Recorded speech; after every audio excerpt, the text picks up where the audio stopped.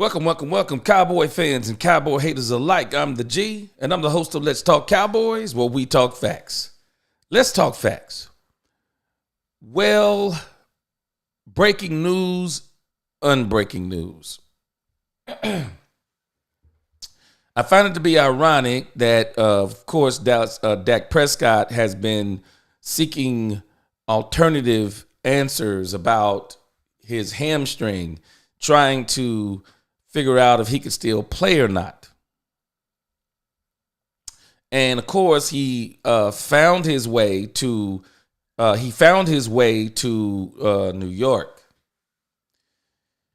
And I find it to be ironic that as Dak Prescott finds his way to New York to get his final answer, the part that I find to be ironic is that's where he's going to have the surgery.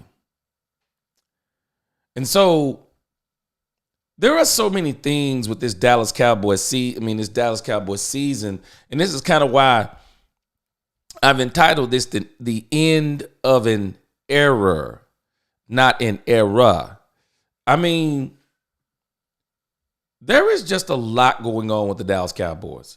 And some of it's just, you just can't make this stuff up. I mean, at times, I feel like with the Dallas Cowboys. What's going on, Janie? I feel like with the Dallas Cowboys at times, I'm watching wrestling again, like when I was a kid and I thought everything was real. And then when I got older, I figured out everything was not real. And so this season with the Dallas Cowboys, man, this season with the Dallas Cowboys, it's just something that I cannot, I just can't understand. This season is insane to me. It is. This season is insane. I just can't put my finger on it. It's just insane. I got a lineup for today, and it's just the stuff we're going to listen to today. I mean, everything you're going to listen to today, to me, you're going to know what's wrong with this team. And people keep talking about Dak Prescott. I'm sorry, Dak Prescott. Dak Prescott is the best thing to happen to this team. If Dak Prescott had not fell into the Dallas Cowboys' lap in the fourth round, I'm telling y'all, some people don't understand what it looked like between Troy Aikman and Tony Romo. You don't understand what this franchise went through, the fan base went through. I mean, just train wreck after train wreck after train wreck. And for this franchise to get Dak Prescott by luck in the fourth round, to solidify this thing for another 8 seasons, we do not understand how lucky we are, because I'm telling us this is an end of an era. And I really want to see what are the Cowboys going to do going forward, because we're literally putting trust in an ownership. And I don't know if we're putting trust in them, because I'll be honest with you, I'm not putting any trust in Jerry Jones. I'm not putting any trust in Stephen Jones. I'm not putting any trust in whatever they have. Because a lot of people don't understand, as I've been kind of looking at some of the Dallas Cowboys history, the first drought the Cowboys had was from 79, I'm thinking it is, which was the last Super Bowl against the Pittsburgh Steelers. The Pittsburgh Steelers beat the Cowboys in a heartbreaking Super Bowl. I think it was 35-31. Heartbreaking Super Bowl. Tight end drops a pass right in his hand. Right in the basket. I mean, right in the gut. In the end zone, Roger hit him. People do not understand how great Roger Staubach was. He is the greatest quarterback. I mean, just all-around talent. Roger Staubach is the greatest quarterback the Cowboys have ever had. He hit him right in the breadbasket, and he dropped it. 14 years. 14, 15 years, Dallas Cowboy fans don't understand. Jimmy buys the team. And a lot of people don't realize, I mean, as much as we love Tom Landry, I think what happened to Tom Landry, he was the architect of so many things offensively, defensively. He was wearing so many hats, even with that infamous hat he used to wear. He was a class act. But what happened to Tom Landry, Jerry didn't come in and buy a team that was at the top of his game. The Cowboys had gotten to the point that I think people had kind of caught up with Tom Landry, and the team just wasn't winning. But Jerry takes it over, and Jerry has a plan. And now I realize, y'all, that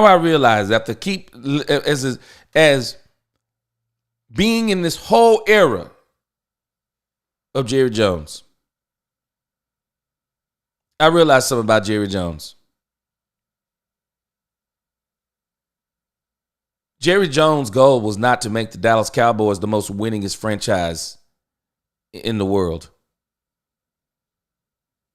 Jerry Jones's goal, and it seems it still is to make the Dallas Cowboys the most valuable franchise in the world.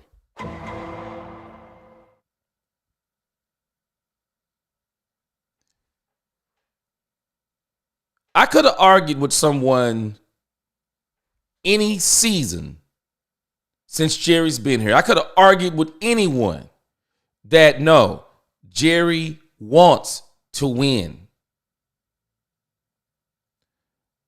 But everything I've seen now, and what I'm about to let you listen to with Jerry Jones on 105.3 The Fan this morning,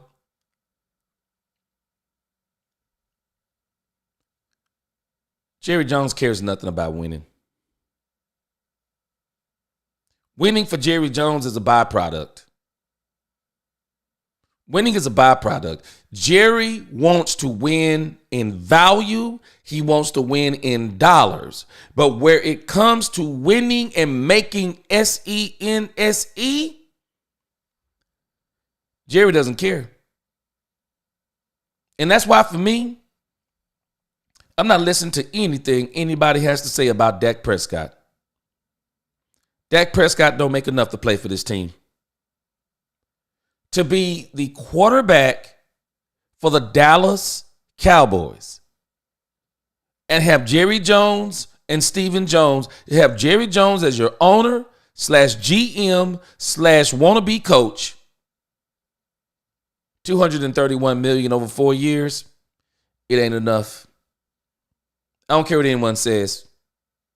You have to understand that when you come to the Dallas Cowboys with Jerry Jones as the GM, owner, I mean anything else you want to call him, you have to understand something. Winning is not the priority. You're going to have to win in spite of him.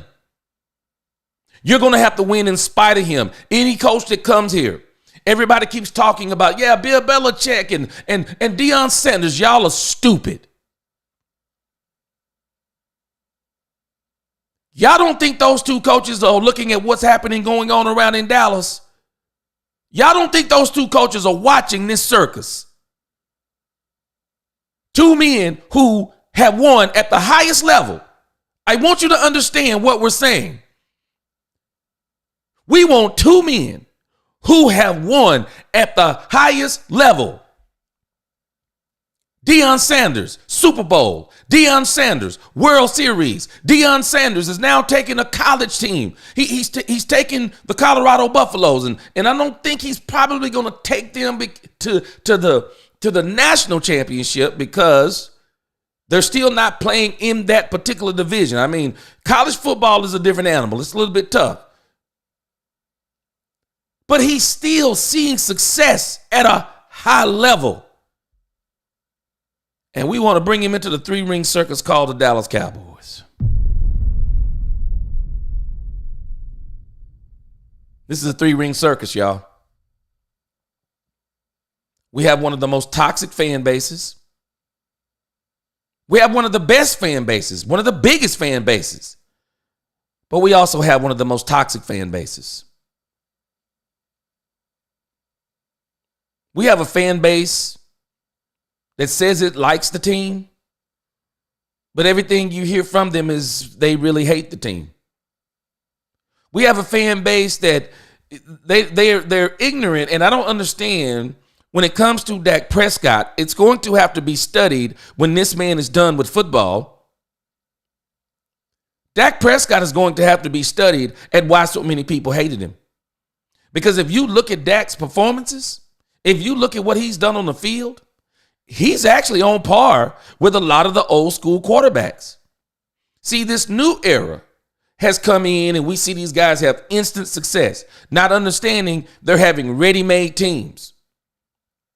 But if you look back at a lot of the older teams, quarterbacks didn't come in and win Super Bowls hardly in their first 5 or 6 years. It took time to build because you had to build around that quarterback. As great as Roger Staubach was, you know, Roger had a Hall of Fame team around him.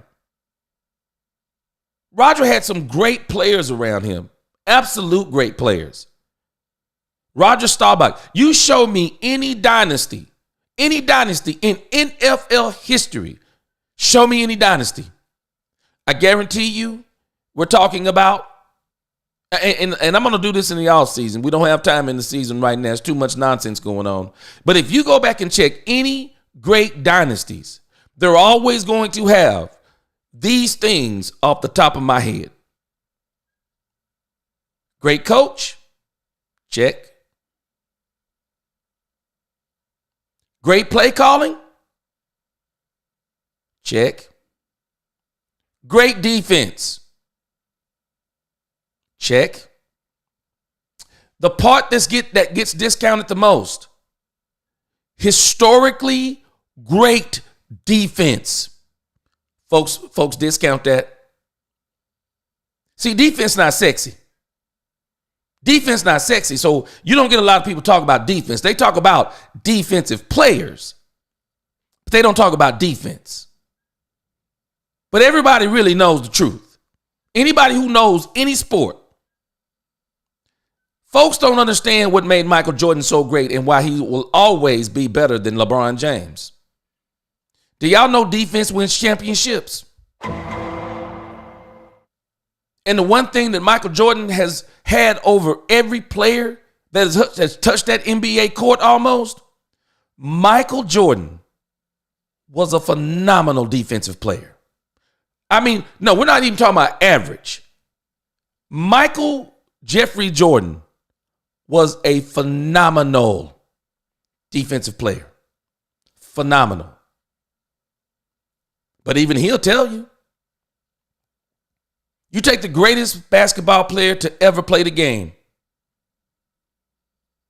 Great coach, check.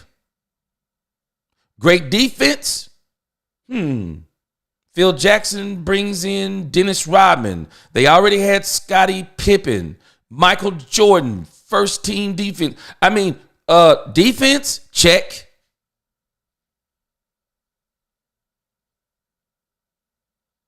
We don't even realize it, y'all.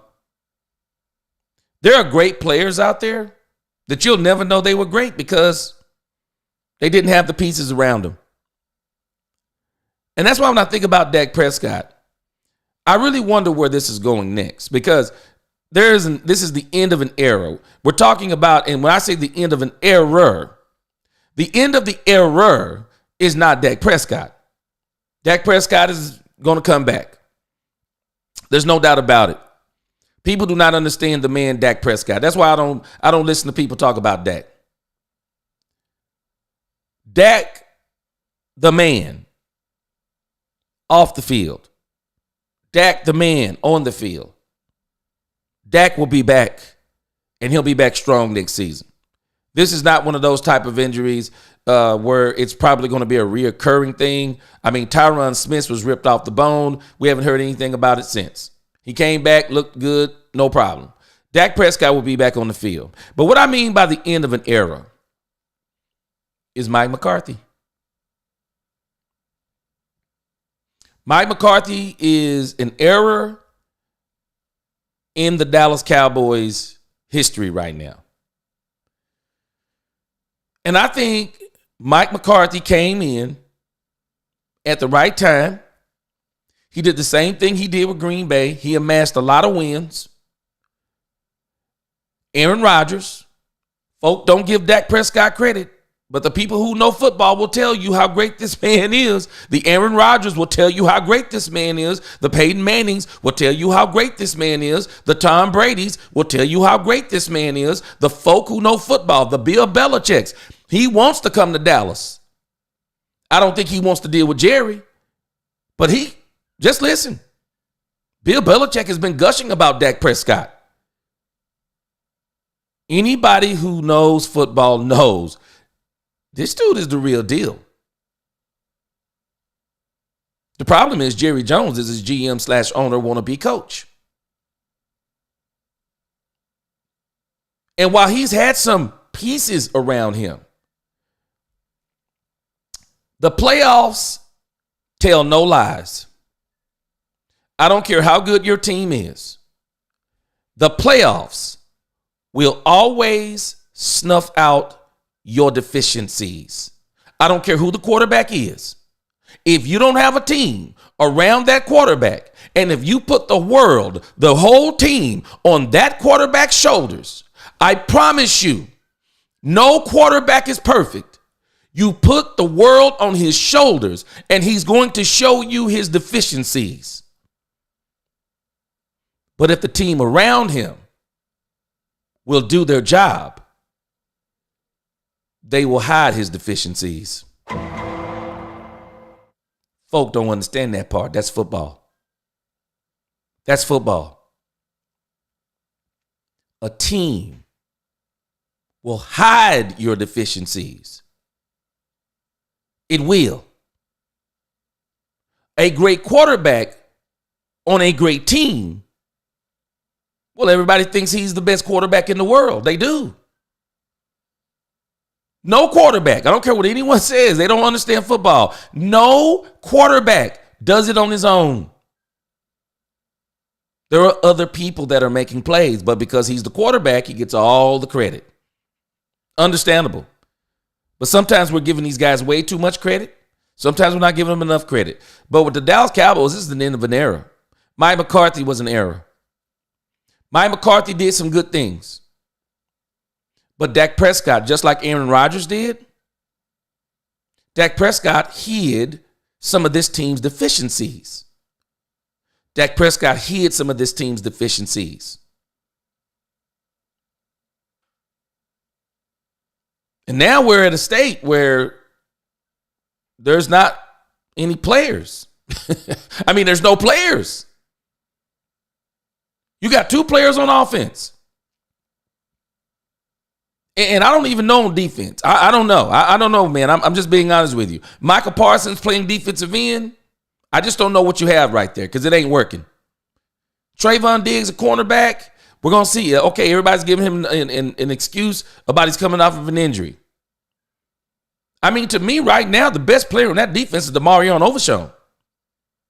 That's it. He's the best player on that team. I mean, on that defense, period. And so we're watching the end of an era because the question is, what are the Dallas Cowboys going to do after Mike McCarthy if Mike McCarthy is going to truly walk out the door? What are they going to do? But I want to let you hear something from Jerry Jones, and I'm going to stop from time to time, and I'm going to show you why. I'm going to show you why I'm telling y'all, folks don't understand football. If you're going to come to the Dallas Cowboys, I don't care who you are, what quarterback, what running back, what coach. If you're going to win on this team, you're going to win in spite or despite the coach. I mean, despite the owner. There's a reason why I'm telling y'all players like DeMarcus Ware, they don't get Super Bowls here. They get Super Bowls other places. There's a reason. And I'm going to tell y'all something that Jerry Jones feared about Dak Prescott. He'll never admit it. But I'm going to tell you what he feared about Dak Prescott. Same thing he feared about Tony Romo. rumor has it, Jerry Jones asked Tony Romo not to go play for another team. And y'all know what's so crazy? Folks won't even admit this stuff, but it's fact. It's not conjecture, it's fact.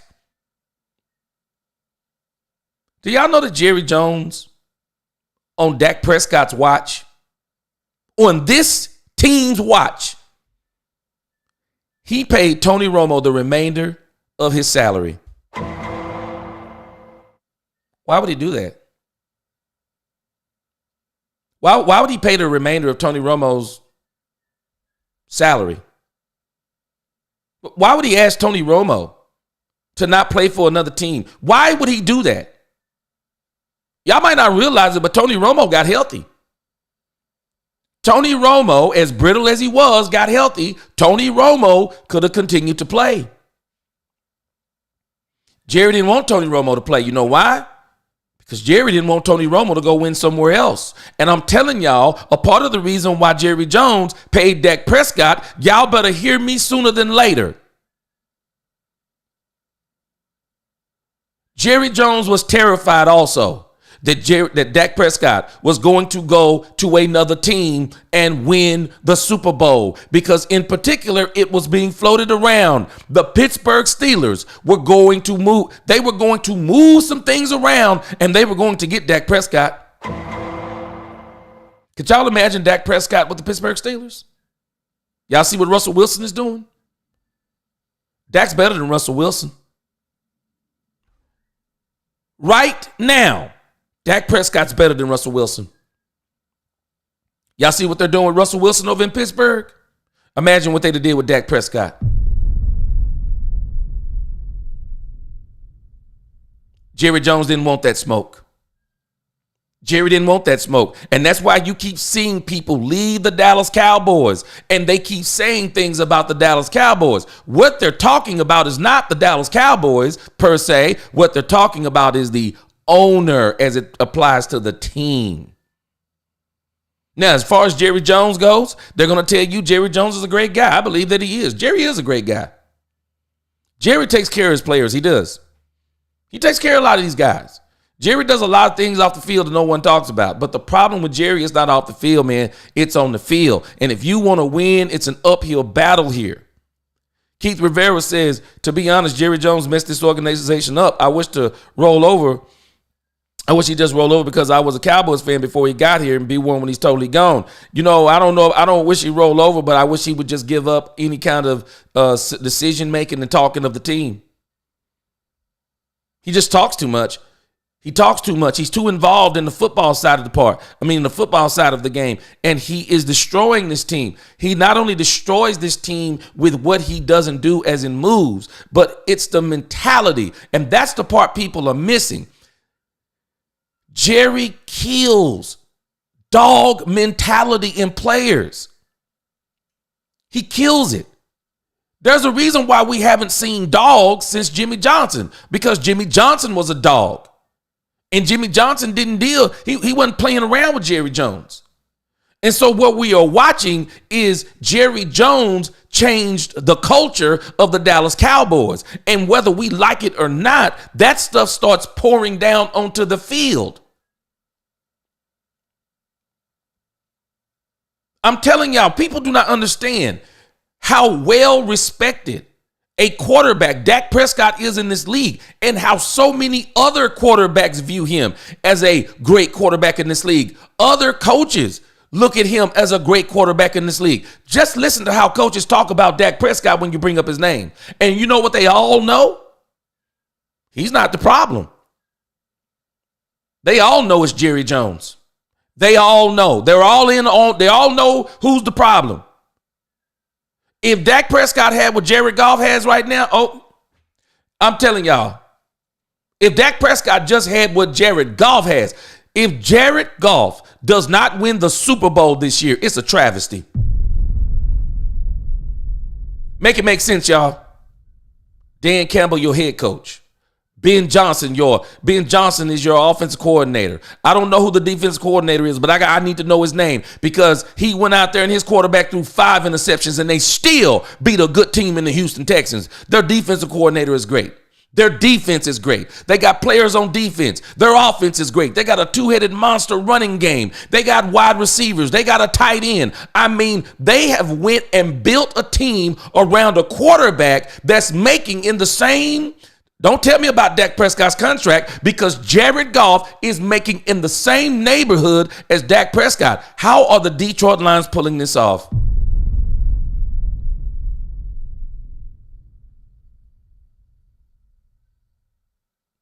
They have a better GM. And he not all up in the locker room. He not all up on the play field. He not landing helicopters on the play field. The owner's not doing that stuff. They got bona fide football people making bona fide football decisions, and they're not doing the stuff that we're doing. Rudolph Murphy, you know how Jared Goff is doing it? They didn't give him 1 running back. They gave him 2. Where they do that at, y'all? They didn't give him 1 running back. They gave him 2 running backs. This man is set up to the point that if one get hurt, he still got the other one. And they still got another one they can bring in case one of them get hurt. Man, y'all better understand something. You want to look at how to construct a football team? The Detroit Lions need to be studied. They need to be studied. And that's why I said last night, folks don't understand something. You don't need a great quarterback. A great quarterback is good if you get one. Just get you a good quarterback. Put players around him, and you'll make him look great. A good team makes good players look great because it helps them to be the best they can be. It helps them to be the best that he can be. Caddy Daddy, you don't know what you're talking about. Do you know why Russell Wilson won a Super Bowl and why he lost a Super Bowl? He lost a Super Bowl because they were stupid and they tried to put the ball in his hand. He won a Super Bowl because he was playing with an historically great defense known as the Legion of Boom. Get out of here. Go look at the coaching that he had around him. Does anybody not understand who was on the Seattle Seahawks defensive side of the ball that year? They had an historically great defense and they had none other than Dan Quinn. Miss me, you don't know football. Russell Wilson is one of these quarterbacks that has spoiled the minds of people. They surrounded him with players. Do you want to know who his running back was? None other than beast mode Marshawn Lynch. Get out of here. You don't know football. There's a reason why Russell Wilson has not won anything since Seattle. Now he's in Pittsburgh. Guess what's happening again? He's got a head coach. He's got a team around him. Now, we're not going to fool ourselves and say he's going to the Super Bowl, but Russell Wilson is looking better because why? Now he has a team around him. What was he doing in Denver? They ran him out of town. Get out of here. You don't know what you're talking about. You put a team around a quarterback and they'll win. I promise you they'll win. What's going on, Heavy Chevy? Why does Dak Prescott get all the blame for Dallas? It's got to be studied. It has to be studied because there's no other reason. There's no rhyme or reason to it. But I'm going to let you hear Jerry Jones. Jerry Jones told me everything I needed to know this morning. I don't care. I don't care if I don't care if Kansas City was to come to Dallas and say, we'll trade you Andy Reid, we'll give you Steve Spagnuolo, we'll give you Patrick Mahomes, we'll give you our entire defense. Not even they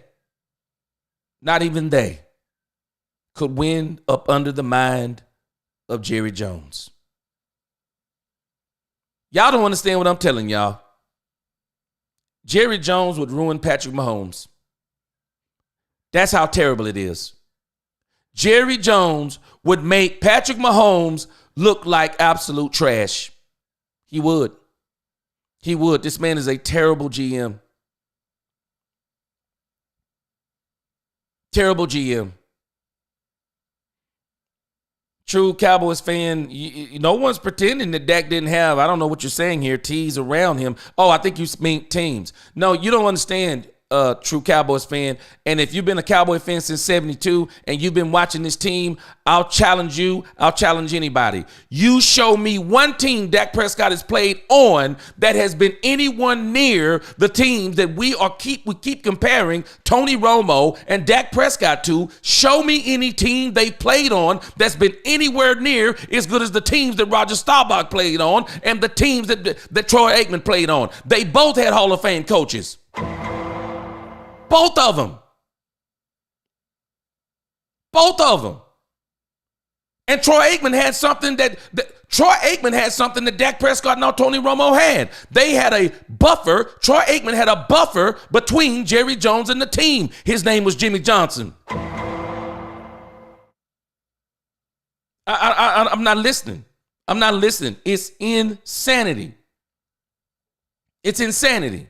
I'm laughing, Dak delusional. You talking about what Micah Parsons is blaming. Well, we already know we can blame Micah Parsons for a whole lot of things. Tell me, what has he done for us lately? Where has he been in the playoffs?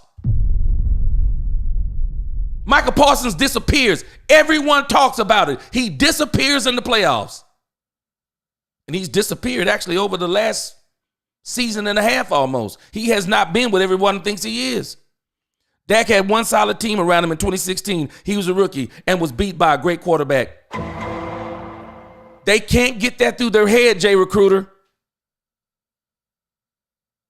Dak Prescott was not on the field when the Green Bay Packers beat the Dallas Cowboys. See, Lamar Jackson last year. Lamar Jackson has been on the field every season. He's been knocked out the box, y'all. Every season, he's been knocked out the box. Almost every one of them, he's been on the field. He has thrown critical interceptions. He's done it. Dak Prescott wasn't on the field in that Green Bay game. He wasn't on the field. He was on the sideline. He was on the sideline, and it was probably the best team he's been on, bar none. That was the best team he was on. It was prime Zeke, prime Dez Bryant, Travis Frederick, Zach Martin, Witten was on the team. Prime DeMarcus Lawrence. The defense was good. Aaron Rodgers threw an absolute dagger, threw the play away Mike McCarthy called on the sideline, threw that thing in the trash, and even the player said he drew up a play in the sand. He drew up a play in the sand. And Aaron Rodgers, I still say, threw one of the greatest passes that I don't know if he'll ever get credit for it. He threw one of the greatest passes you'll ever see, and he beat the Dallas Cowboys. It's absolutely insane. We'd be having a whole different conversation about Dak Prescott. But I'm going to show you why I'm saying everything that I'm saying. I don't give a doggone if you brought Joe Montana. You name me any great quarterback. I don't care if you bring me Joe Montana. I don't care if you bring me Tom Brady. If they don't have a coach like Jimmy Johnson that can keep Jerry Jones at bay, there's a reason why this team has not won anything over the last 28 years, and it's not going to win anything over the next 10 to 15 years. As long as Jerry Jones and Stephen Jones are making football decisions for this team, they're never going to win. They're never going to win. And when I listen, I want y'all to listen. When you listen to Jerry Jones, he is about to give you the very reason why this team is going to continue to have to, they got to beat the opponent. They have to beat the coach. They have to beat the owner. They have to beat the media. There's no other team that has that problem. There's no other team. There's no other quarterback. There's no other quarterback battling his GM, his owner, his coach, the media, the opponent. There's no other team. There's no other team. And in some cases, even battling players on his own team who want to play hero ball. There's no other player going through this. Dak Prescott, exactly. This Dak Prescott having stacked teams and averages overstated. He's had good teams, never like stacked. Never. Folk don't know. Let me tell y'all what a stacked team look like. You want to know what a stacked team look like? Go look at the Detroit Lions roster. Go look at it. I'm telling y'all, if the Detroit Lions don't win the Super Bowl, or at least go to the Super Bowl in the NFC, it's an absolute travesty. It's an absolute travesty. That team is absolutely loaded. Can y'all understand what they would be looking like if they still had Hutchinson? Man, this Detroit Lion team quietly went and stacked that team. They're a juggernaut. I'm telling you, when you can throw 5 interceptions and still win, you're a juggernaut. You are a juggernaut. They're going to be hard to stop. I can't wait to see how their season turns out. I can't wait to see it. They are a juggernaut. They need to be studied on how they built that team, y'all. They are a juggernaut. The only game I blame on Dak was the San Francisco playoff game, no doubt. There was no run game, but the defense held them to 19. Yep. There's no getting around it. The San Francisco games, both of them. The second one I'm not really tripping on as hard because of the injury to Tony Pollard. But the first one, boy, when they were in Dallas, that was hard to swallow. But guess what? Quarterbacks lose playoff games. Welcome to football. They lose playoff games. Peyton Manning lost a whole bunch of them. John Elway lost a whole bunch of them. Lamar Jackson, we've seen him lose them. Josh Allen, how many has Josh Allen lost, y'all? Do y'all know that Josh Allen has been the cause of the majority of the losses they've had in the playoffs? Turnover machine in the playoffs. As great as he is, he's a turnover machine. But I'm going to let y'all hear Jerry Jones. Man, to hear Jerry Jones. You got to block Jerry Jones off if you want to have any hope of this on this team. I want you to listen to what he's talking about this morning. Let's roll it. There in your monologue real good, and you've got me really good and softened up, so let me have it.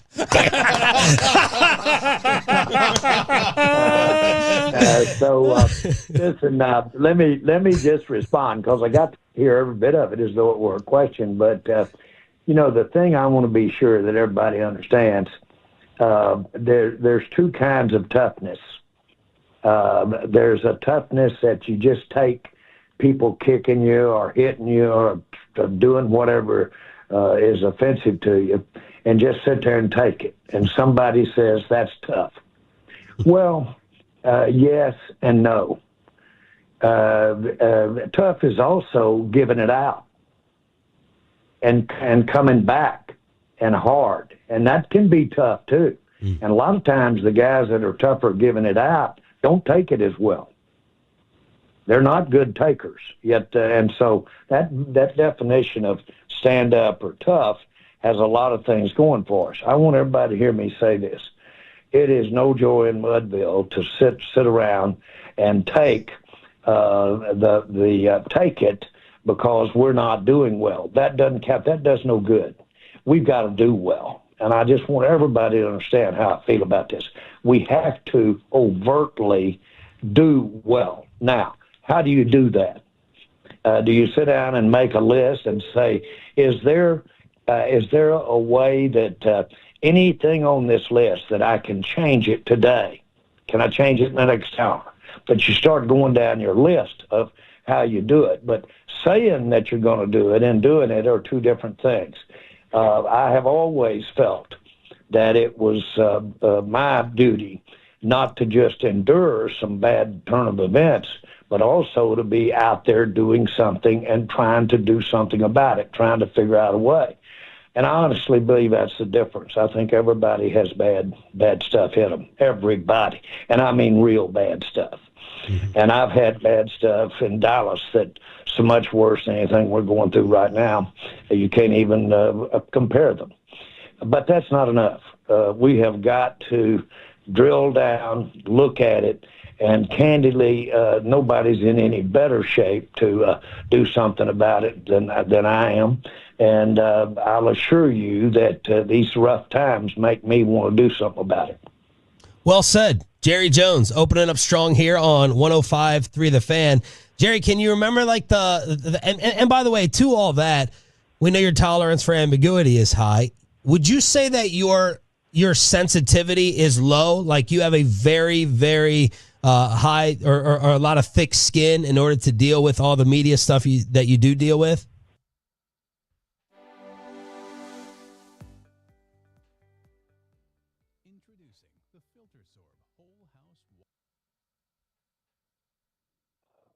Believe it or not, I really, a long time ago, realized it's a real luxury to mouth off.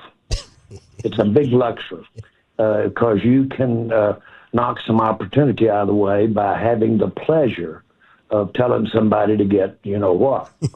But that's not putting the foot forward. That's not doing something about it. And so I've really been very judicious in most of my life getting the good feeling of telling somebody off. I've done it, and usually I've paid a price for it. And so that's where you may get this. Well, Jerry can take it. First of all, you guys know how I feel about you. I know how you're trying to do your job, doing your job, and we all are in the same arena here, which I'm blessed for that. But I had a sister that was very sick. I still have a sister. She's very sick, and I asked her, I said, honey, how do you handle this? I said, I feel so bad. I've been so blessed, and I can't even seem to hurt it no matter how much I abuse my health. And I said, there you go dealing with that. And she said, Jerry, I just quickly look for and find somebody a lot worse than me off. That's how you handle those things. And so that's a trick. That's a way to mentally move on because we've got to do that. And so I don't want to make more out of it than it is, but I've had a lot of rough days in Dallas of relative to, I was with those Medal of Honor recipients this weekend. And I thought, Jerry, would you just completely erase from your mind feeling sorry or any of those kinds of thoughts? Get it out of here when you see those great men and what they've been through and what they did for this country. So there's you can find people that deserve that more than you. We're a respite for the real problems of people. That's what we do. That's what the Cowboys are, a respite for the real heroes out here. The guys that don't know how they're going to pay and they get up in the morning and go anyway, or they're creating jobs, or they're basically healing people or teaching people. So we've got to make the respite. If it's entertaining to watch us have struggling times, then that's what the game is. And still, all of that, I want to make sure everybody understands I've got in a perspective that causes me maybe to do better in times like these than we do in the good times. Jerry Jones joining us here on 105 through the Fan.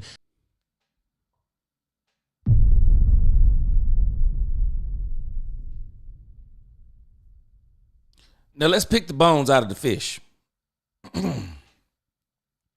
With Jerry Jones, you have to pick the bones out of the fish.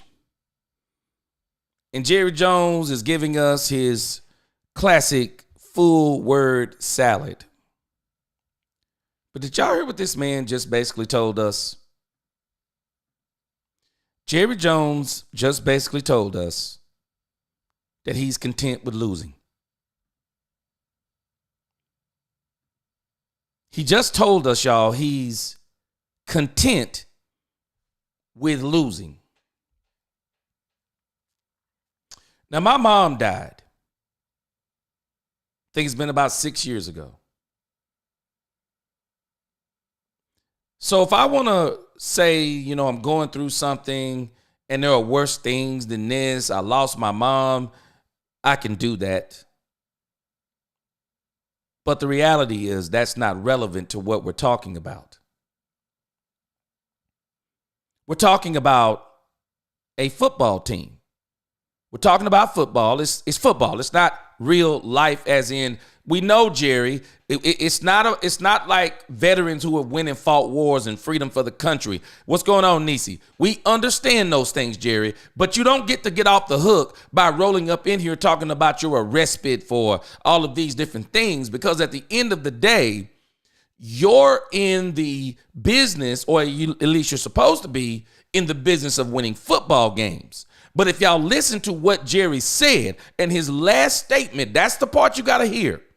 He said, if it's entertaining for people to watch us lose, then that's a part of the game. Now, didn't I tell y'all months ago? Well, I've only been doing this a couple of months, but I told y'all early on, Jerry Jones is playing to two fan bases. He's playing to the fan base that loves the Cowboys. He's playing to the fan base that hates the Cowboys. And the problem is, because he's playing more to the business of the NFL, he's playing more to the media, he's playing all of these other things greater than he's actually playing his own football team.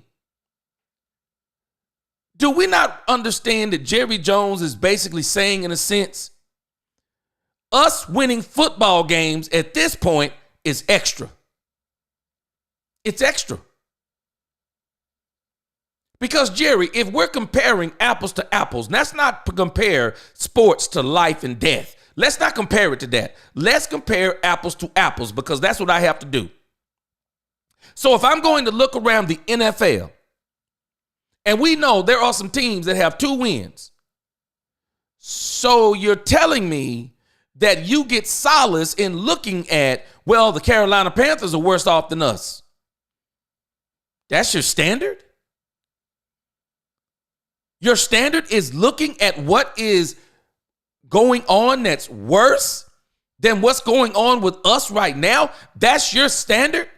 Jerry said, if there's any, he said, this makes me want to do something about it. What is he going to do about it, y'all? Help me out. What is Jerry going to do about it?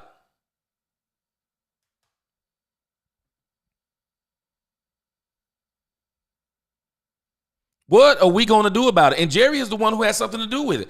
Jerry is the one who has done everything to this team, y'all. The only thing, he says, Tony Simmons, he's going to mention this thing about the curtains. It just goes to show you how Jerry Jones thinks. Jerry is in a whole nother world. Jerry isn't concerned, y'all. Jerry isn't concerned about winning. Heavy Chevy says any publicity is better than no publicity to Jerry. Business over football. That's where he is right now, Chevy. That's where he is. Jerry don't care. Jerry is not concerned. I showed y'all yesterday. If you just look at these particular players, CeeDee Lamb, Trayvon Diggs, Micah Parsons. Have y'all noticed their demeanor? They don't act like people who are in a losing season. They don't act like people like that. I can go back and show you how Troy Aikman was acting on that sideline when they started losing. I can show you how Michael Irvin was acting. I can show you how Emmitt Smith was acting. I can show you how great players of the past, when they were in losing seasons, they don't like losing. They're not content with losing. Jerry Jones has created an atmosphere. He's created an atmosphere where he's content with losing. And if you don't think that matriculates down to the players, you don't know football. Nisi, now did you notice what he said? He didn't say he's going to do something. He said it makes him want to do something. You ever notice what happens sometimes when you talk to a person about something and you know they like, you know what, I think I want to do something about that. And then they get to thinking about it. And then you come back to that same person and say, I thought you was going to do this. Oh, I changed my mind. Keith Rivera, Jerry isn't going to do anything. He's just running his mouth. You hear what he said? It's a privilege to be on the radio and do all the talk. Jerry loves to talk. Jerry loves to talk. That's it. P-Funk, Cowboys not win another Super Bowl. Bruh, P-Funk, you're going to have to, we may have to boil that down to, I don't even know if we're going to win another playoff game at this point.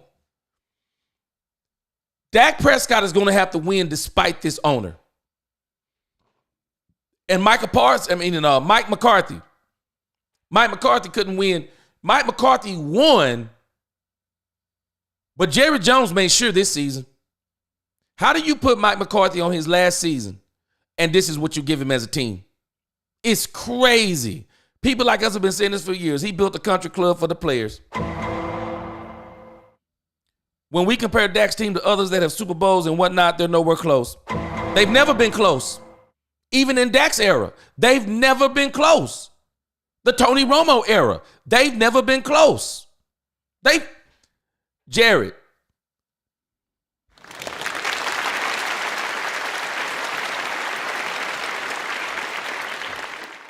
You might as well stop arguing, Jared, because you're understanding something that people who know football know. Every time the Cowboys get to the playoffs, they get exposed. And you will notice those teams are actually just better than the Cowboys. Does anybody not realize the reality is the Green Bay Packers were better than the Dallas Cowboys? They could run the ball and they could stop the run. They were built for the playoffs. Cowboys were not built for the playoffs. And Jerry Jones threw a temper tantrum because the reality is he can blame Dak. He can blame anybody he wants to. But really, it all falls on him. He's the one that built that team. He's the one that refused to get Bobby Wagner. He's the one that refused to get another wide receiver, knowing full well that CeeDee Lamb, there is no way. I don't care what anyone says. I can remember Matthew Stafford. Do y'all know people don't know football? Do y'all know Matthew Stafford? Put this in y'all mind. Matthew Stafford did not win a Super Bowl with the Detroit Lions. Now, people today would say Matthew Stafford is better than Dak Prescott. But back in the day, Matthew Stafford was Dak Prescott. Do y'all know that Matthew Stafford played with two of the greatest players to ever play the game? Let me tell y'all something. If Megatron could have stayed healthy, there would be no more wide receiver. Megatron would have shattered every single wide receiver record in existence. There has never been a freak wide receiver like Megatron. Never has there been a wide receiver. I've never seen a wide receiver like Megatron for the Detroit Lions. Do y'all know who else? Do y'all know who else that Matthew Stafford played for? That everyone, who he played with, that everyone now says, oh, you know what? Matthew Stafford's a good quarterback. He's a great quarterback. Yeah, because he got with a great coach in Sean McVay, an expert play caller, put players around him. Does anybody not understand that Matthew Stafford played with Barry Sanders? Let me tell y'all something. Emmitt Smith is the best running back in history all around, but the best pure runner?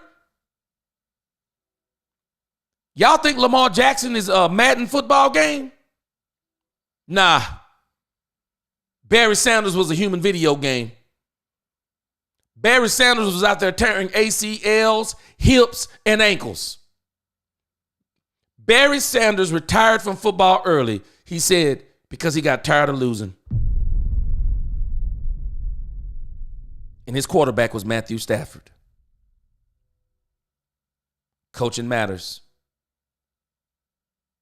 Ownership matters. Football is the ultimate team sport. It all matters. Jerry, as MJ said, take a look at yourself. Talk to the man in the mirror. Ask him to change his ways.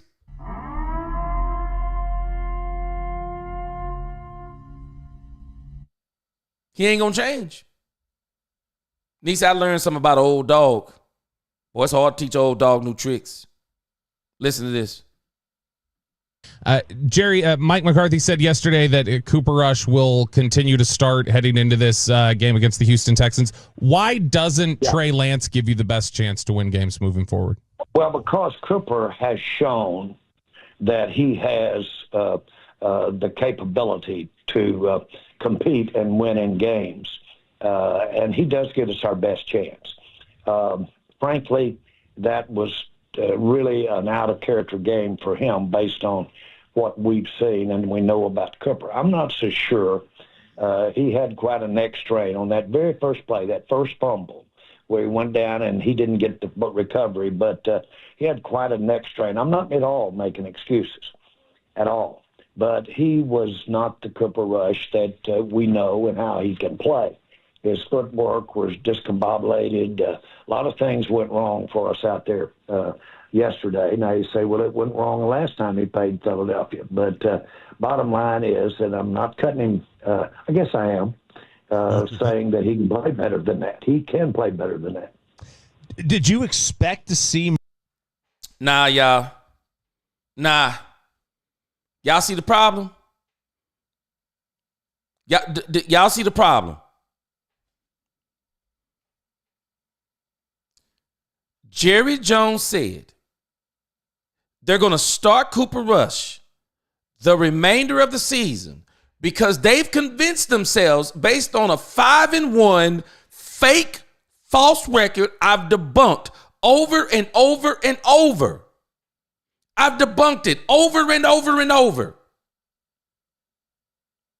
Cooper Rush did good in the first 3 games. Against the Rams, this is who he was. The same thing he was against the Eagles. That was Cooper Rush. Against the Eagles, the second game in 2022 is the same Cooper Rush we saw in this game. I'm telling y'all this. I'm here for all the smoke. I'm here for all the smoke. Appreciate you, Jay Monte. I'm here for all the smoke. Y'all know why I'm going to watch this team? And I'm going to be totally entertained? Because I'm going to watch the Jerry Jones lies burn down to the ground. And I'm going to be here for it, and I'm going to make videos on it every single week. The Jerry Jones lies are going to burn to the ground. Keith Rivera says Cooper Rush don't give us the best chance to win. Did everyone see he put out Sunday afternoon was straight trash? Y'all tell me, what is Jerry Jones watching? What is he watching, y'all? What is he watching? Trey Lance looked way better than Cooper Rush to me. Way better. The team looked way better. Y'all better hear me. If you ain't hear me, you better hear me. Jerry Jones can tell y'all anything he want to. Y'all know why Jerry Jones is afraid of Trey Lance? Jerry Jones is afraid Trey Lance gonna mess around and win some games. Don't y'all let Jerry Jones fool y'all. Jerry Jones is terrified. Jerry Jones smells top 10. We showed it yesterday on the show. He's number 11. He's number 11 right now. Don't y'all let Jerry Jones fool y'all. How in the world you going to win with this team? Let's be 100% honest. Jerry Jones is dishonest. How do you win with this team, y'all? Who you going to beat on that schedule? Who are the Dallas Cowboys, y'all, going to beat on that schedule? I don't care if they had the 2022 defense. I don't care if Dan Quinn was here. I'm telling y'all, with Dan Quinn here, with that defense here, the Los Angeles Rams exposed Cooper Rush. The Philadelphia Eagles exposed Cooper Rush. And every team after that was going to expose Cooper Rush. Boy, let me tell y'all something. Jerry Jones, y'all mark my words. Y'all mark my words. Jerry Jones is lying to y'all. He's lying to us. Cooper Rush gives us the best chance of not winning. Y'all better hear me. Everybody knows.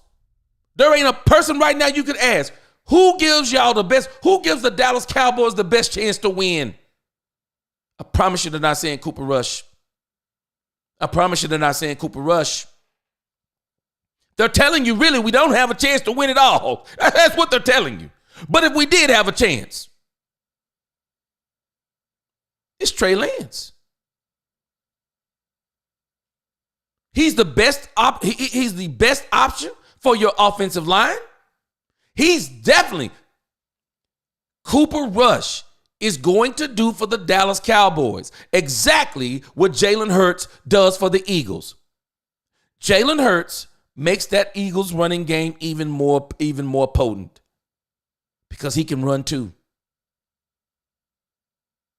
He can run too. In the words of John Gruden, anybody pay attention to Jalen Hurts? Jalen Hurts will literally gut you like a fish.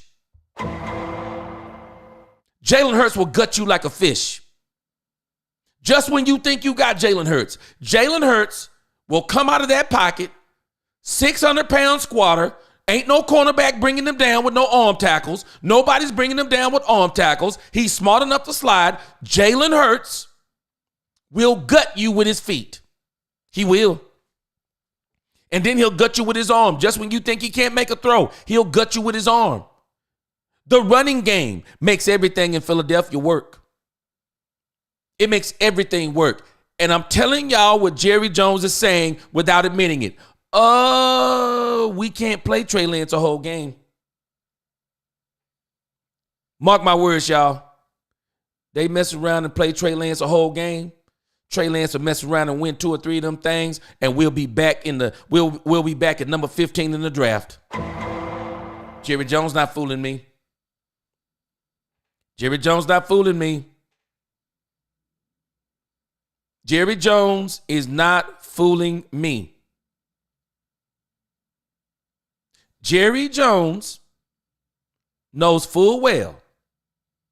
Jerry Jones knows full well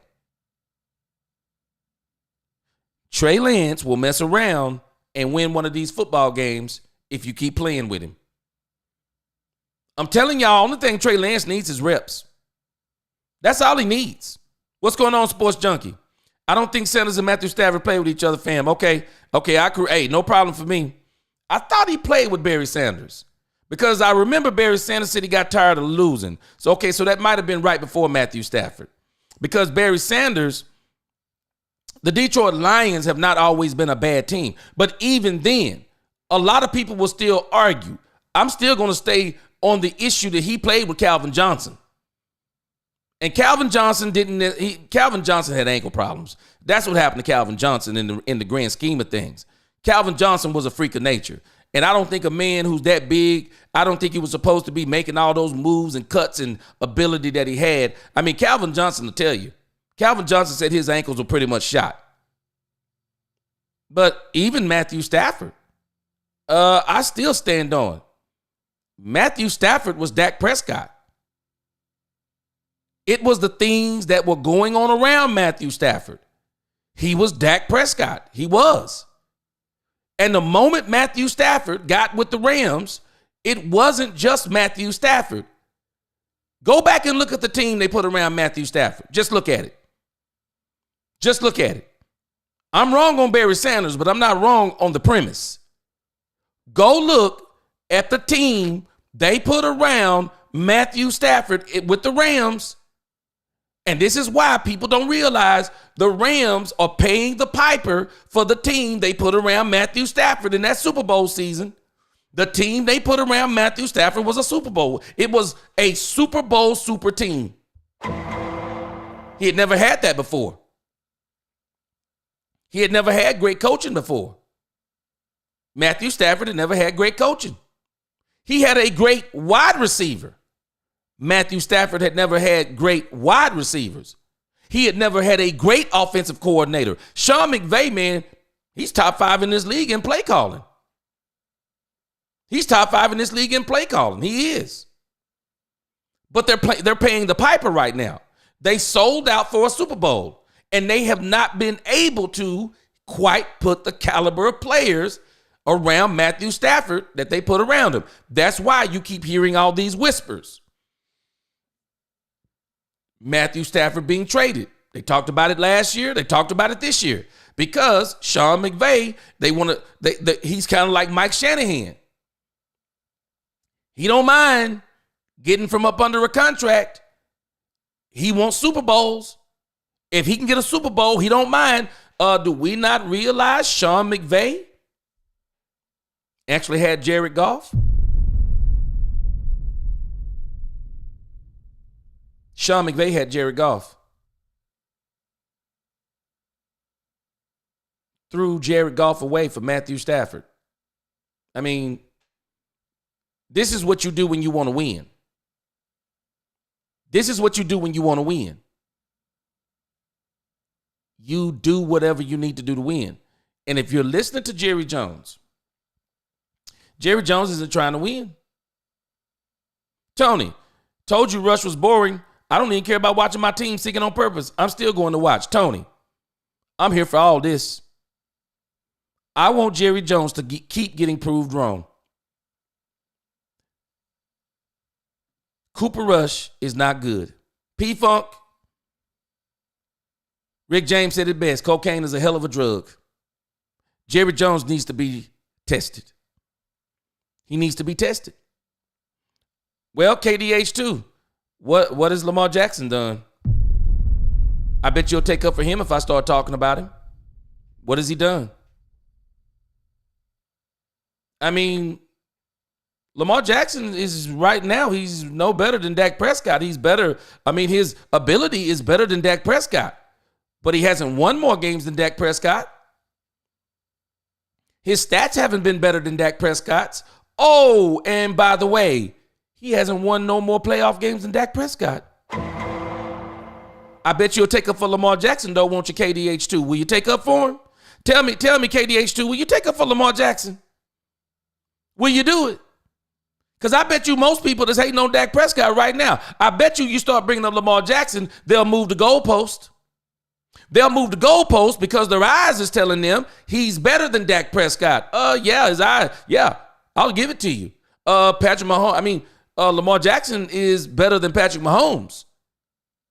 Ability-wise, he's a better runner. He's not a smarter runner. He's quicker. He can make more moves. Patrick Mahomes don't have no moves. Lamar Jackson can throw the ball further, more velocity than Patrick Mahomes, but he can't throw better than Patrick Mahomes. Patrick Mahomes got a great touch on the football. Lamar Jackson has a better deep ball than Patrick Mahomes, bar none. But Patrick Mahomes got a better mind than Lamar Jackson when it comes to football. Lamar Jackson is smart too, but Patrick Mahomes also got something else that Lamar Jackson doesn't have. He has a better coach than Andy Reid.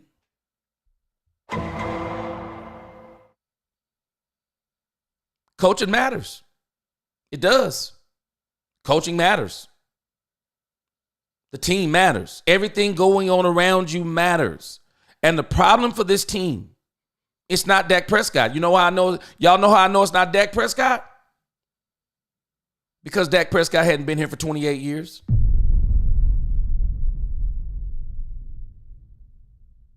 The last Super Bowl this team won was in 1996, I believe. 95, 96. 94, 95, I think it was. Tony Romo wasn't the quarterback. It's amazing to me. Dallas Cowboy fans, some of the fans are so toxic. What did they do before Tony Romo? Did they go to other Super Bowls? I don't remember. Y'all help me out. What is Tony Romo won before Dak Prescott? What did all the quarterbacks before Dak Prescott? What did they win? Oh, we're going to keep talking about Troy Aikman. We're going to keep talking about Troy Aikman because the only comparison that we could be comparing Dak Prescott to is Troy Aikman in this particular franchise. It's Troy Aikman. He's the only one we could compare him to. He was in a non-salary cap era, surrounded with a Hall of Fame team. That's not taking up for Dak Prescott. That's facts. And if we look at Dak playoff losses, the context will tell you. The only games I'm really holding against Dak Prescott.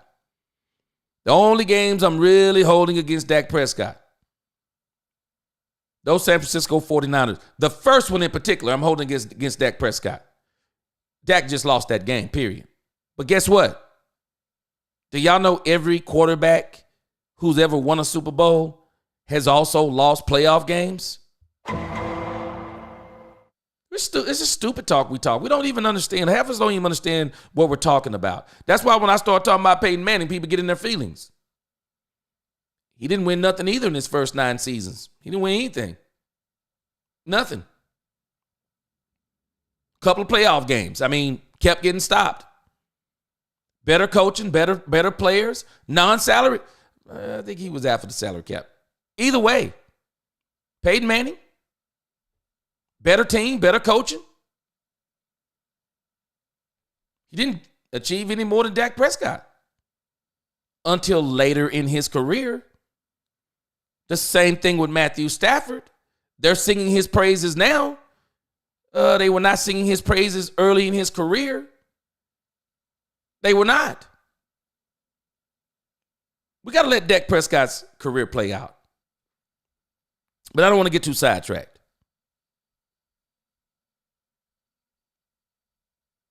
I don't care if you put Patrick Mahomes on this team.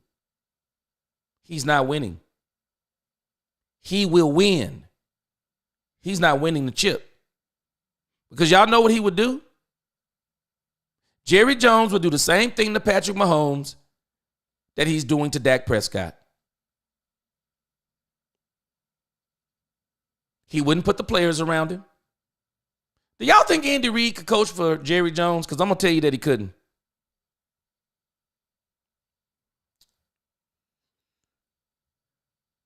Caddy Daddy, you don't know football. I'm not going to do this again. Go back and look at Peyton Manning's career. Go back and look at Drew Brees' careers. Go back and look at their careers. They were not winning early in their career. Peyton Manning had better teams than Dak Prescott early in his career. It wasn't until Peyton Manning started getting defenses to where Peyton Manning started moving the needle. We've already proven this. You're late to the party. You you folk who don't know football. You got to explain to me why Eli Manning won 2 Super Bowls. Everybody will argue with you he wasn't a great quarterback. Everyone will argue with you. They're arguing right now that Eli Manning should not be in the Hall of Fame. He should not be in the Hall of Fame. Everyone's arguing against Eli Manning. He's only sitting on his couch for 2 Super Bowls.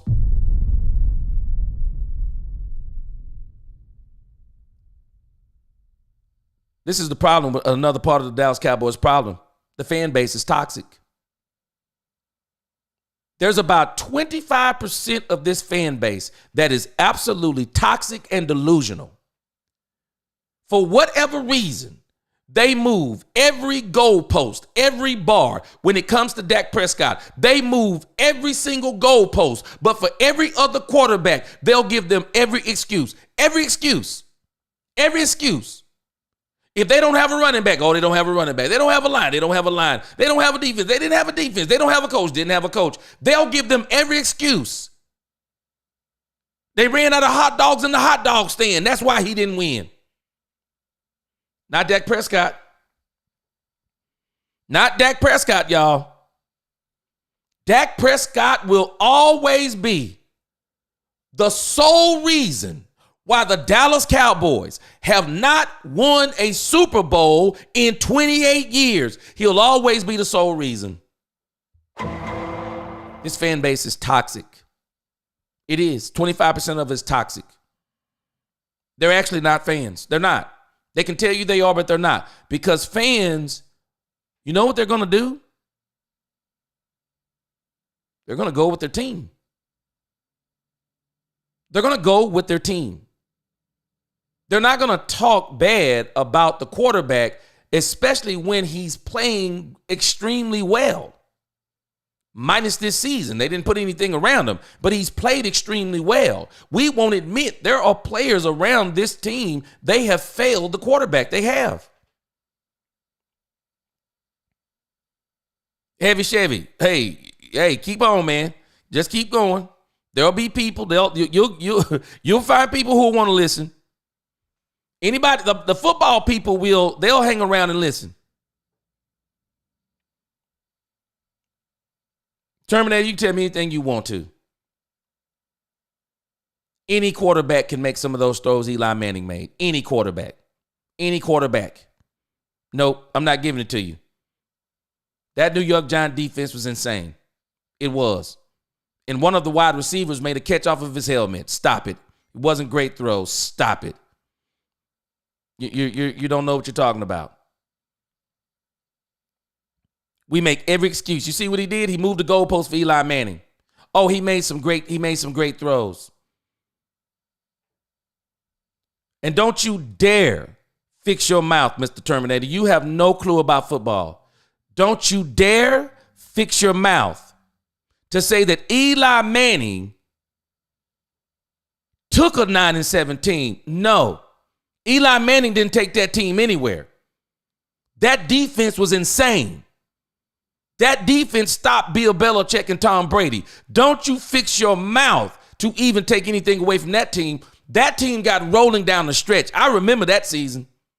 That team got rolling down the stretch. That team rolled into Dallas. If I'm not mistaken, we had the number 1 seed?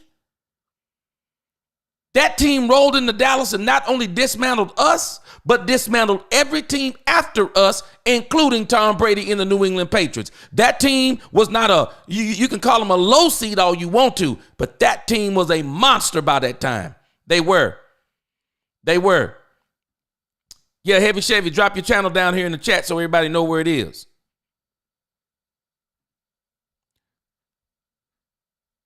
But I digress. I'm here for all the smoke with Jerry Jones. Every last bit of it. Jerry Jones is so delusional. And let me stop saying delusional. Jerry Jones is not delusional. Jerry Jones is not looking for the best opportunity to win. Jerry Jones is looking for the best opportunity to get in that top 5. That's what he's looking for. Now, Mr. Terminator, I'm gonna help you out.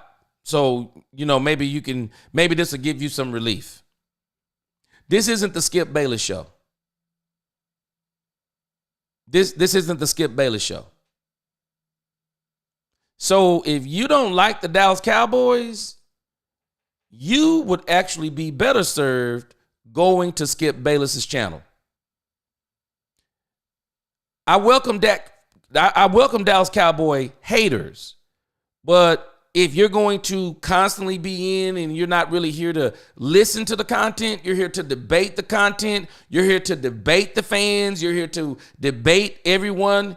So why don't you go and find someone who agrees with you? If you don't like Dak Prescott, then go somewhere else.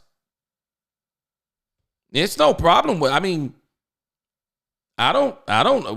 don't really, we're not here to debate. We're talking facts. You're talking your opinion. For everybody who says that Dak Prescott's trash, it's amazing to me how you have to go outside of his stats. You have to go outside of the games that he's won. You have to go outside of everything he's done good. You have to put the whole team on Dak Prescott because he's the sole reason, again, why this team has not won in 28 years. No, I'm going to the common denominator. The common denominator on this team of why they have not won anything in 28 years. Now it's going to be 29 years. It's not Rain Dakota Prescott. It's Jerry Jones.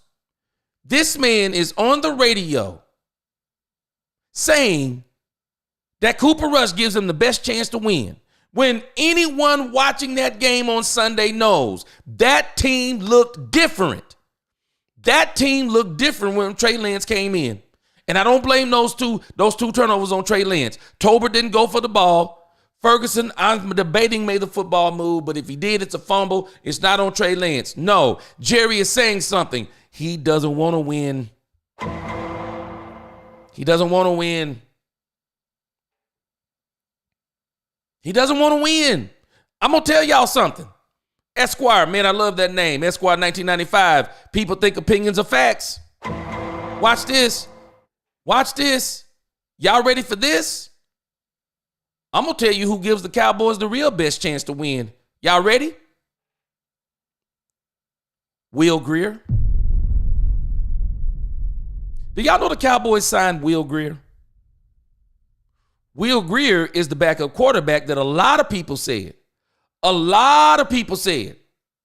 he outplayed Cooper Rush and should have been the backup quarterback. I was saying that I wouldn't be surprised if Will Grier hit the field. But listening to Jerry Jones, it is literally going to take an emergency for Will Grier to hit the field. Because Jerry Jones, y'all, if you're not listening, he don't want to win. Mitch Roman, what's going on? Appreciate you for the $5 super chat. That's the problem with this fan base. Dax is one of the better quarterbacks that we had. I've been a fan since the 70s. Mitch, they don't understand something. They obviously don't understand what it's looked like between Tony Romo and between Tony Romo and Troy Aikman. They don't understand. They don't understand what it looked like, Mitch. And many of us who have watched this team since the Roger Staubach days, and we are watching how Dak has performed, we're not saying that Dak has always performed his quote-unquote best. We're not saying that he hasn't made mistakes. But what we are also saying is that inside of those games, we also know truly Dak Prescott has played good enough to win. He's played good enough for this team to win. It's some of the players that Jerry won't put around Dak that's holding this team back. You don't have to be a football savant to look at that team last year and know that when we played the Green Bay Packers, if we're all honest, the reality is if we saw how Green Bay played down the stretch and we saw how the Cowboys played down the stretch, we'd have been terrified. It's ironic that kryptonite is green. Anybody looking at that game would have known the Green Bay Packers were the Dallas Cowboys' kryptonite. Because they could do two things that was going to kill us. One, they could run the ball. Two, they could stop the run. And I'm going to make you one-dimensional. I'm going to take away CeeDee Lamb, and Dak Prescott's going to have nowhere to go. And they did it. They absolutely did it. And so, kudos to Green Bay. Problem is, for me, Jerry Jones hadn't got over that loss. And so, Jerry Jones is now ending an era. He's going to end the era of Mike McCarthy. But the problem with Jerry Jones is he won't end the era of him being the GM. Because what he just said about Cooper Rush is literally insane. Unless you know what Jerry Jones is saying. Jerry Jones doesn't want to win, y'all. He doesn't. And the reality is he can't win. But he wants to give the illusion to everybody that he's still trying to win. And I don't understand why Jerry is doing this. Why is Jerry doing this?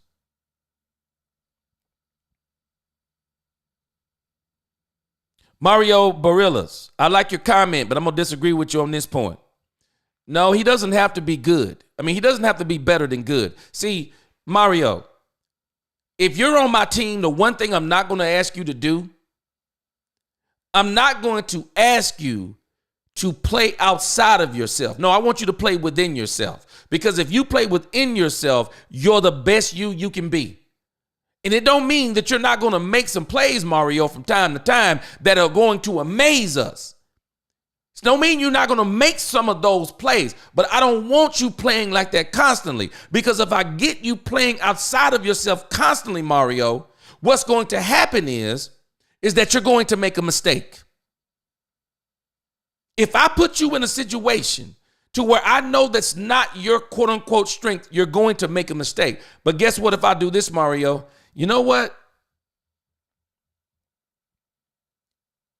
Maybe we need to beef up on defense a little bit. Andy Reid did it. You know what? We don't have Tyreek Hill. So maybe we counteract not having Tyreek Hill. Maybe we better get a running game. Maybe we better bring some running backs in here that can run the ball. I'm going to put a defense. I'm going to put a running game. I got Kelsey. I'll put a couple of up-and-coming receivers. And we're going to grind out games now rather than just blowing out teams. We're going to grind out games. Anybody watching the Kansas City Chiefs right now? Anybody notice they're not talking about Patrick Mahomes? I got news for all of us. Joe Burrow is having a way, way better season than Patrick Mahomes. A way better season. It's a travesty that they're 4-6. How was he outplaying Patrick Mahomes? And he's 4-6. And Patrick Mahomes is 9-0. Is it because Joe Burrow is better than Patrick Mahomes? Some might argue. Joe Burrow seems to have been Patrick Mahomes' kryptonite in the playoffs. But the reality is, y'all, I don't think Joe Burrow is better than Patrick Mahomes. And you could argue if you want to. It might be a good argument. Patrick Mahomes is on a better team than Joe Burrow. And that's the answer to the question. When you're beating teams with a blocked field goal at the end of the game, I want to be on that team.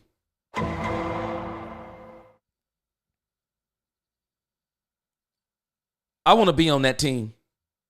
Y'all not hearing what I'm saying. I said this yesterday. Y'all not hearing what I'm saying. Some of y'all not. I know some of y'all are. But I'm telling y'all, some folks not hearing what I'm saying because the team matters, the coaches matter, the GM matters.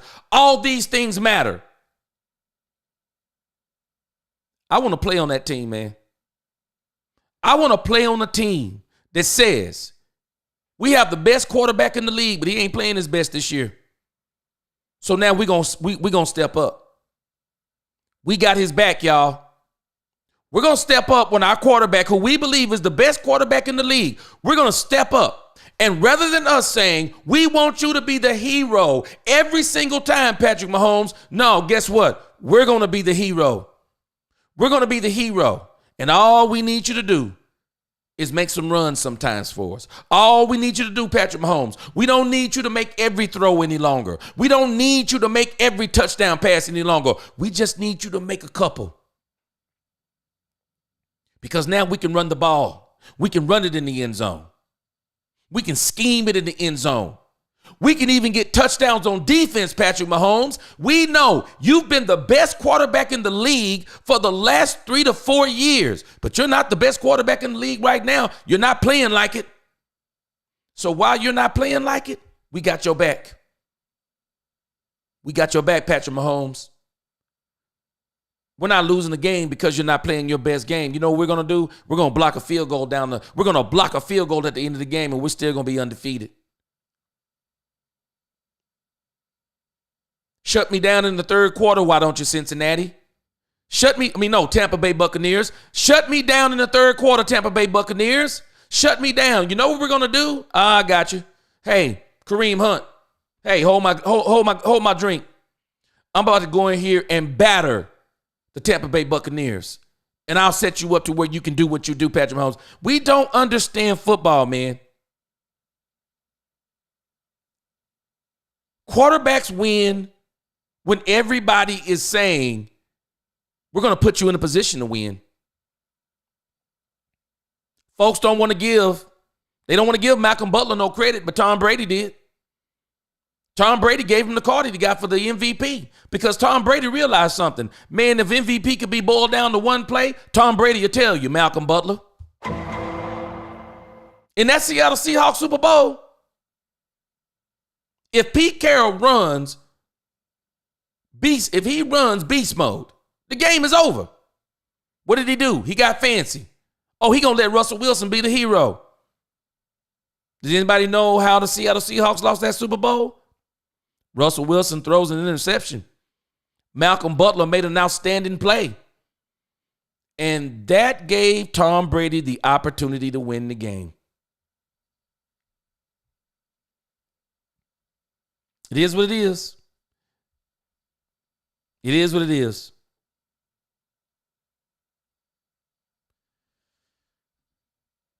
Jerry doesn't want to win, y'all.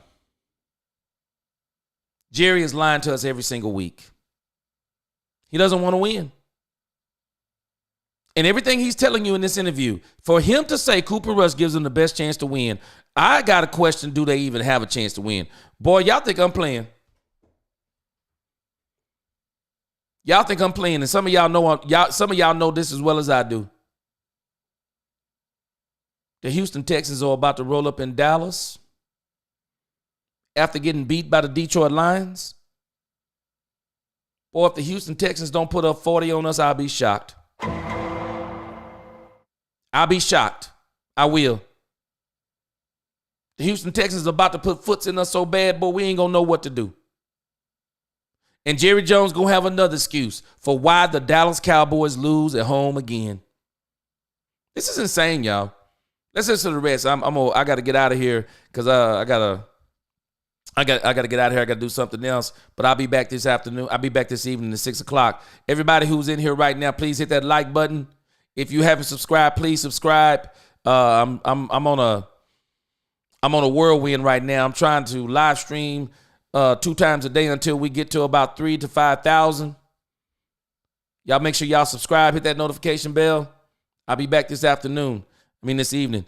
But let's listen to some more what Jerry Jones says. He ain't done being crazy. Listen to this. More Trey Lance in this game than we actually did? Not necessarily. No, not necessarily at all. And, of course, when you look back at hindsight, I've sat in 1,000 postmortem meetings with coaches the Monday morning after the Sunday game. And I can't tell you the number of times that coaches will say, boy, we should have given him some help earlier. We should have done this. We should have done that. Well, I said, my goodness, it goes over in coaching too, because I spend my life saying, boy, I should have done that a little more. I shouldn't have done that. And so the bottom line is that I don't know with Trey if he could have made up for some of what Cooper wasn't giving us. I don't know that.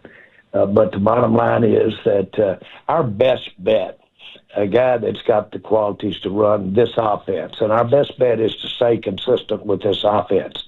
Having said that, don't be surprised if Mike jumps in there with Lance and runs some packages that give our opponents something to think about. Jerry, I heard you reference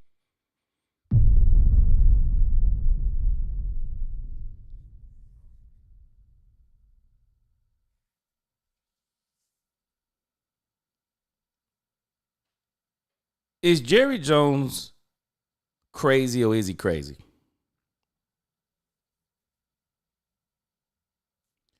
Can y'all tell me who is going to be surprised if the Dallas Cowboys bring in Trey Lance? Who's going to be surprised, y'all?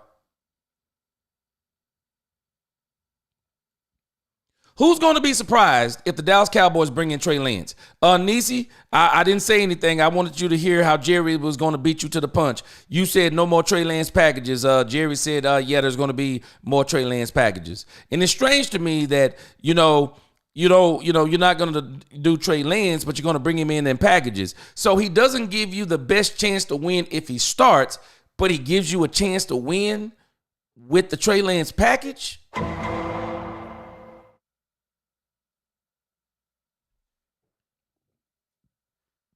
That doesn't make sense to me. He's not going to give them anything to think about. Heavy Chevy, you hit it right on the head. This is the head coach. Because I'm laughing that he's making this. I don't know. I mean, is he making this decision? Bryce Young is terrible, but none of the team players' family called him out, only in Dallas. Man, Bryce Young, boy, I know they still regretting that pick. Everyone, please study your team. Know your facts. We have several content creators telling you the real truth. Stop putting on rose-colored glasses. They don't want to listen. Welcome, Jackie. They don't want to listen. Oh, we're gonna always move the goalpost. Jose Quevedo, what's going on? Man, Jerry, you know what, man, Jose? I don't understand, man. I always get afraid when you meet somebody who can literally lie in your face. I mean, and they know. We all know there's a lie being told. And folk who will lie when we both know it's a lie. Boy, I get scared of people like that. I get away from folk like that. People like that, they're dangerous. They're dangerous. And Jerry is saying the most craziest. Man, this stuff is crazy. Jerry, stop it, man. There it is, Esquire. This man sleeping on money. He ain't tripping. He's sleeping on money. But this is crazy talk. It's crazy talk, man. It's crazy talk. I mean, you know what? All we can do is sit here and laugh. Jerry Thomas, stop. You talking too much truth.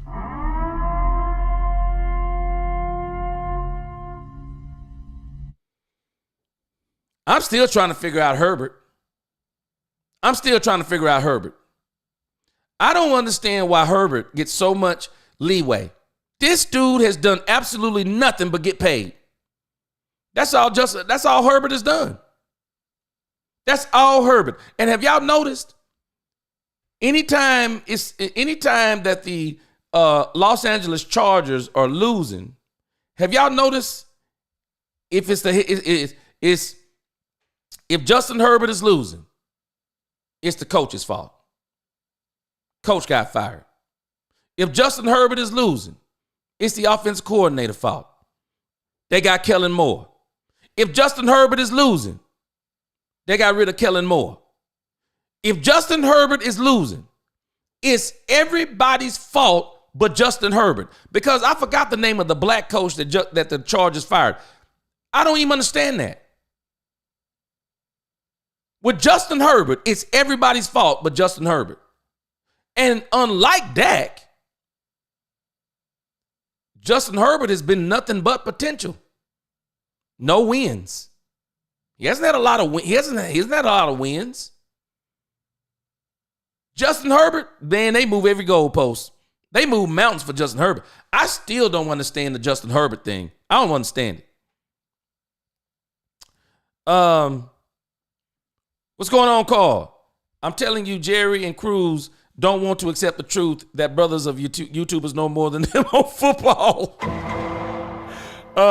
Jay Army says, do you think Trey Lance could be a starter for us one day? He can scramble. All he needs to do is improve his throwing. He can. Jay Army.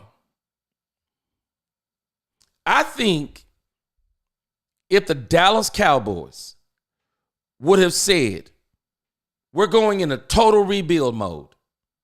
No CeeDee Lamb, no Micah Parsons, no Dak Prescott, no Trayvon Diggs.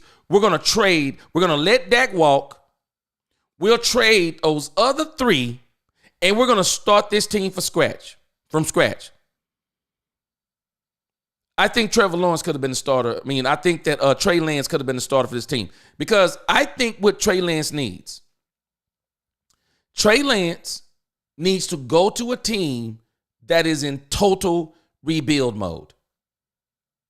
I'm serious. If I was the Las Vegas Raiders, if I was the Carolina Panthers, these teams that are way up there in the draft, let me tell you what I'm about to do.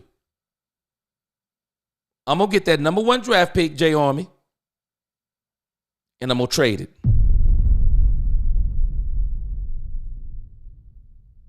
Because I know everybody going to want Shedeur Sanders. Everybody going to want Shedeur Sanders. I know they're going to want Shedeur Sanders. And I'm going to be obliged to give them to him. Because I can make a choice. I can get Trey Lance. And then I can get another quarterback behind Trey Lance. I don't have to put all I don't have to bet the future on Trey Lance. I can get Trey Lance and say, hey, here's what we're going to do. Similar to what the Atlanta Falcons did. Hey, we're about to rebuild. We'll bring you in and we're going to let you be the starter. We'll find us one of these quarterbacks, not maybe in the top 10. We'll find us one of these quarterbacks that's really, really good. There are always some good second, third, and fourth round draft pick quarterbacks that fall between the cracks. I mean, Dak Prescott. Sometimes quarterbacks fall in the draft for various reasons. I would get Trey Lance.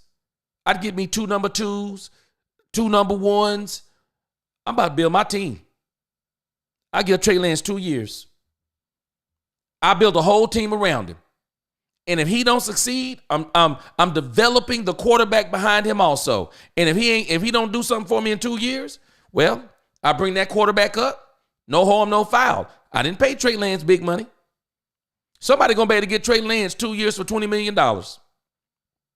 3 years for $25 million. I mean, man, you think about it. You get Trey Lance 3 years for $30 million for a quarterback? Man, I'll take it all day long. But I'll get me another quarterback behind Trey Lance. Get me one in the 3rd round. There's always some good quarterbacks out there, y'all. There are so many great quarterbacks out there that people don't understand. They just don't get the opportunity. If I'm one of those teams like Carolina, why blow it? I mean, I know some people might disagree with me because people love Shedeur Sanders. Me, I don't know if I would want what's going to come along with Shedeur. Man, it's going to be a lot.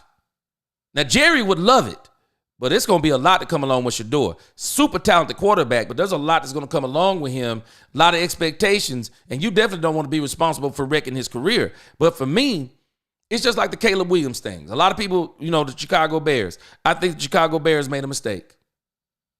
Caleb Williams is a good quarterback. But I think we're seeing that, what is his name, Daniels, the Jaden Daniels kid, I think that he's looking a lot better than Caleb Williams. The way people wanted Caleb Williams, I'd have built my team for the future. Hey, you know what? I tell you what. We're going to keep Justin Fields one more season. How about 3 number 1s? That's what I would have done. And that's why I say for the Dallas Cowboys, I don't think he's a team for the Dallas Cowboys. But I think if there's a team that is rebuilding, Trey Lance could be their man. Trey Lance got some skill, y'all. He just needs some reps. Yep. I'm with you. Jay, he's only taking Shedeur if he can get Deion, because who Jerry really wants is Deion. Jerry wants Deion bad. Shedeur, yes, but he wants Deion bad. But watch this. I said it yesterday. I'm going to say it again. Shiloh Sanders, I'll be shocked if he's not the safety for the Dallas Cowboys next year. I'll be shocked. Boy, Esquire 1995. This quarterback for Alabama that people were hating on, I remember. Man, this quarterback for Alabama, man, you may be able to get him in the 2nd or 3rd round. Somebody may be able to get him in the 2nd or 3rd round. Yep, I agree with you. I would have kept Fields. Kevin, I'd have got 3 number 1s for the way people wanted Caleb Williams. Shoot, I'd have got 3 number 1s. I'd have gave Justin Fields one more season, and then I'd have got me a quarterback the next season. What do you got to lose? Now you got 3 number 1s. Now, watch this. They would have been in the sweepstakes for Shedeur Sanders. they'd have been in the sweepstakes for Shedeur Sanders and some of these other quarterbacks that's going to be great coming out. It's because they're obsessed with the raw talent of Justin Herbert. I'll never understand it. I'll never understand it. Justin Herbert is robbing this team. And it's not his fault. They're giving it to him. Cam Ward from Miami. I mean, I'm telling you, man, in a draft where people are enamored with a player like Shedeur Sanders, everybody looking at Shedeur Sanders. Not me. I'm like, what can I get? Folks want this quarterback this bad? What can I get? I mean, really? I mean, what can I get? Does everybody not realize Patrick Mahomes was not the top quarterback drafted in the league in the draft? I mean, come on. There are always those quarterbacks because these quarterbacks who get all the hype, people want them bad. So guess what I'm going to do? Jay Army, I'd be obliged to give them to him. And that's why I think there's a team out there, to be honest with you, I hope there's a team out there that can take a chance on Trey Lance. That they can give him some reps. I think all Trey Lance needs is some reps. The problem is he's no longer in college. When you get to the pros, it's hard for teams to say we're going to give you reps unless that team is in a total rebuild. And they're willing to say, okay, we're willing to go like the Cowboys did when Jimmy came. Okay, we're willing to go 1-15. We're willing to go 1-15 because we know what we're doing. Gee, people know that Trey was shining in college just as Sanders is doing now. So what does he think he will? What does he think he will win? You know, and Sanders, he has a lot of talent around him. He does. A lot of good coaches around him. People don't understand. He's got a lot of good coaches around him too. People want to be a part of Deion Sanders' program. And that's why Deion Sanders, I don't know how good of a coach he would be, but I think he would be good for the Cowboys simply because he's one of the only coaches I know. Him, Bill Belichick, they have the cachet to where they could overshadow Jerry. I mean, they're the only, I don't know of any other coaches who could do that. Nick Saban don't want no more of that smoke. Nick Saban is old school. He don't like this new NIL stuff. He don't like this whole new, this whole new money league. Nick Saban doesn't want a part of it. He's already coached in the pros. He got a taste of it. He didn't like it. So Nick Saban, he wouldn't dare come to the pros. And so Deion Sanders is saying, he's the same coach that said he wouldn't leave Jackson State. He wound up in Colorado. He's saying he won't leave Colorado. But I'm going to talk about that in the next session because there's something that happened that it's another reason why I believe that Deion Sanders would not come to the Dallas Cowboys. People got to get that talk out of their mind. And we'll come back this afternoon. I kind of engaged in some of the comments in the chat. I don't mind doing that. I don't mind doing that, but I got a whole show. I got a whole lot more planned for us this afternoon. This evening. There's a lot of good subjects about the Dallas Cowboys. We still need to talk about Mike McCarthy's interview. We need to talk some more about Micah Parsons came back on the Bleacher Report, tried to clean up what he said about Mike McCarthy. And then I'm sure there's going to be more stuff that's going to come out about Dak Prescott. Dak Prescott is having surgery tomorrow in New York. And so the season is shut down. It's the end of an era. Mike McCarthy, I'm still worried about the Mike McCarthy issue because Jerry keeps giving excuses for Mike McCarthy and why he failed. And I'm not going to be surprised if Jerry Jones brings back Mike McCarthy. I'm just not going to be surprised, man. I'm just not going to be surprised. But Tony Simmons, I'm about to get out of here. Yep, Deion Sanders doesn't want to deal with Jerry. He knows him. Who knows Jerry better than Deion Sanders? He knows Jerry and Steven. He knows them. Jerry Jones is new head coach. I bet you he would try if he could. Deion Sanders got God in the game. Yep, I agree with that part. I don't know much about Deion as a coach, as in a defensive coach on offensive, because if he's offense, could Bill be the defense coordinator and Deion head coach controls the offense, that would be good. Bill Belichick ain't coming to be nobody's assistant coach. I can tell you that up front. But who knows? Deion might be good. Deion is too strong of a person for Jerry. That's why I think he's the person. He's one of those people that could overshadow Jerry. And I don't know if Jerry wants that. Dak Prescott gets blamed for the same stuff that Jalen Hurts gets credited for. A stacked team. Jalen Hurts got a great team. Man, you put Dak Prescott even in that situation. Gosh. Jalen Hurts got a stacked team, man. Wow. Really, really good team. And that Super Bowl team he went to, travesty he didn't win the Super Bowl in that one. Jerry just say I'm the reason for this bad season. We already know it. Facts. Eric Bieniemy, offensive coordinator, Howard defensive coordinator. Man, I think Eric Bieniemy got himself out of the league.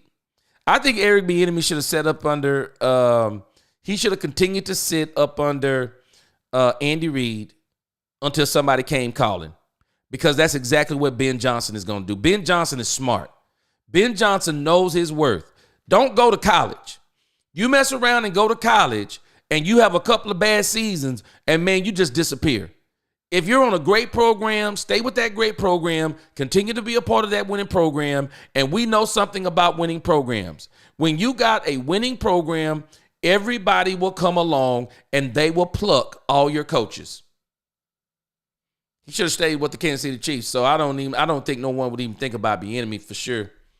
Appreciate you, Eric Squire. This is truly a cool and informative channel. Much success. Appreciate you. Hey, guys, I'll be back. I gotta take care of something. Y'all get ready for the 6 o'clock hour. We are going to have plenty, because I have plenty planned for the morning session. But we're gonna get all of that in the evening section, in the evening session at 6 o'clock. At 6 o'clock. And if as much as I have, I may even try to come in at 5:30 and go on a 3-hour marathon. No problem for me if y'all are willing to come back and listen. So that's going to do it for me. That'll be my time. If you like this, please like, share, subscribe, hit that notification bell so you know when we're coming back. Till the next time, let's talk Cowboys, where we talk facts. Peace.